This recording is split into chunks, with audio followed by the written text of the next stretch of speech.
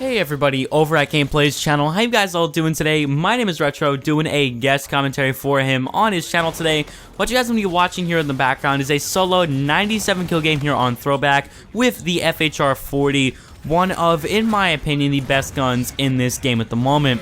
And my whole point of view, at least with Infinite Warfare so far, I'll share with you guys in the video today because I do believe it's something that as a community, it's always good to discuss our thoughts on the newest title.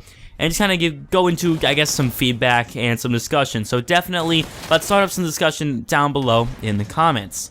But I know, Infinite Warfare, right? What a very original topic. I'm sure you've never heard the name before. But I would like to go into my general point of view and why I actually do like the game and think it's great. Better than the last 3 installments. So COD Ghost came out in 2013, you guys know. I thought it was alright. I mean, it was boots on the ground, but it was very boring. Then, of course, Advanced Warfare came out, which was definitely far from boring, but way too far in the future, at least for my taste. Then Black Ops 3 came along, and it was alright. I gotta say it was alright, but again, it just kind of got stale pretty quick. Since the beta came out so early in August, by the time, even right now, by the time late October came, we were done with the game already, and it hadn't even released yet. And that's where a lot of the concerns lied with the community. We had so much access to so much content so early on that by the time the full title released, everybody was pretty much finished with it. So with Infinite Warfare, the fact that they have sealed a lot of stuff and left a lot of content at least locked until we've actually gotten to play the beta is nice to see, in my opinion. And I think once the game comes out, there'll be a lot more fresh content for us to work with in-game. A bunch of different guns and kill streaks and stuff that we could actually enjoy and vitalize while playing in-game.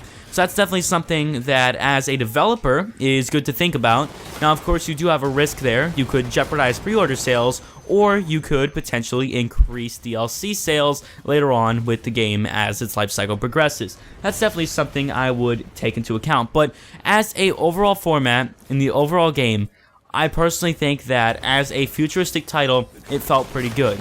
It was sort of boots on the ground. I think it was definitely more boots on the ground than the last two. And honestly, it did have a fun factor. It made up for what Call of Duty Ghosts lacked. And that's kind of what it reminded me of. I was running around with the Karma 45, which is a remake of the Vector. It felt pretty much identical to Call of Duty Ghosts. The kill streaks were a little bit more effective. Again, they're not great, but they're a little bit more effective. And in general, it felt, to me at least, as if it was a little bit more entertaining, a little bit more fast-paced, and a variant of Call of Duty Ghosts. That's the way I felt when playing Infinite Warfare.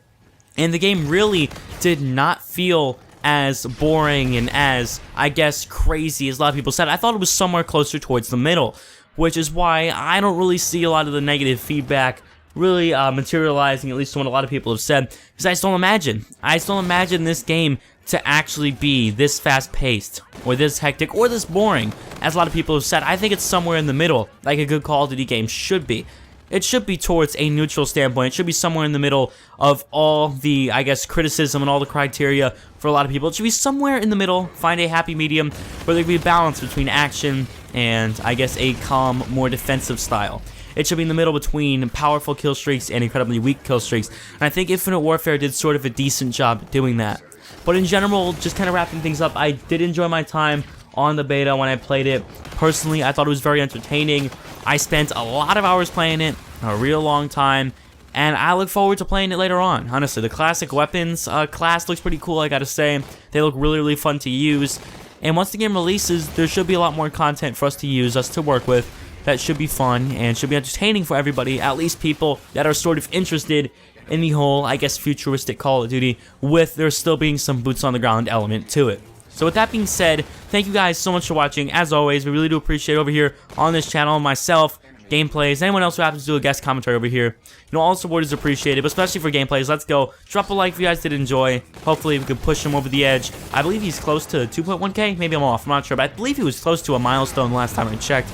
Do what you guys can. Thank you all so much for watching. As always, if you guys enjoyed the commentary, link to my channel down below in the description. Thank you all so much as always, and I'll see you all on the next one.